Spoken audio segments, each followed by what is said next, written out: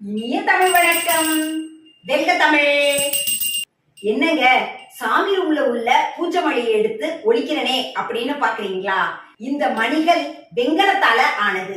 குஜராத்ல உள்ள சௌராஷ்டிராவில இந்த வெங்கலங்கள் கிடைக்குதுங்க. தகர தொழிற்சாலை இந்தியாவில எங்க இருக்கு அப்படின்னா வங்காளத்துல இருக்குது.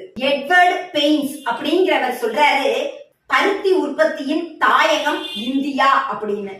முகலாய பேரரசர் ஷாஜகான் ஆட்சி புரிந்த காலத்துல பெர்னியர் என்ற வெளிநாட்டு பயணி நம்முடைய இந்திய பொருட்களை பார்த்து அவ்வளவு வியந்தாராங்க. பிரெஞ்சு நாட்டு பயணி தவர்னியர் என்பவர் இந்தியாவில் உள்ள மயில் ஆசனம், பட்டாடைகள் மற்றும் இந்திய உற்பத்தி பொருள்களை பார்த்து ரொம்ப ஆச்சரியப்பட்டு அதிசயப்பட்டாராங்க.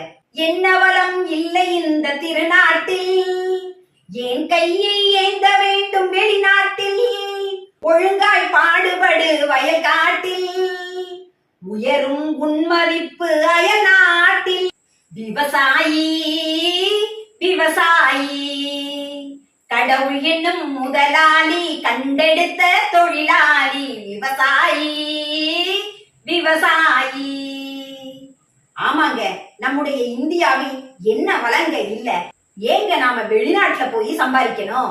இந்த கையில மணி, இந்த கையில தீப்பெட்டி, எத்தனை குச்சி இருக்கு அப்படின்னு நான் கேட்க போறேன் அப்படின்னு பாக்குறீங்களா? அத நீங்க எண்ணி விமர்சன பெட்டியில போடுங்க. நான் சொல்ல வந்த செய்தி அது இல்லைங்க. தீப்பெட்டிக்குள்ள 50 மீட்டர் துணிய மடிச்சு உள்ள வச்சிடலாமா? நம்ப முடியல அப்படின்னு சொல்றீங்களாங்க? இப்ப இந்த சேலை எவ்வளவு மீட்டர் நினைக்கிறீங்க? 6 மீட்டர். அம்மா கட்டுற சேலையினுடைய நீளம் 6 மீட்டர். இப்ப அம்மான்னு சொல்றது இல்ல, அம்மாவும் சேலை கட்டுறது இல்ல. இப்ப எல்லாரும் மம்மி அப்படின்னு தானே கூப்பிடுறாங்க. இந்த மம்மி அப்படிங்கிற வார்த்தை எகிப்திய வார்த்தையாங்க.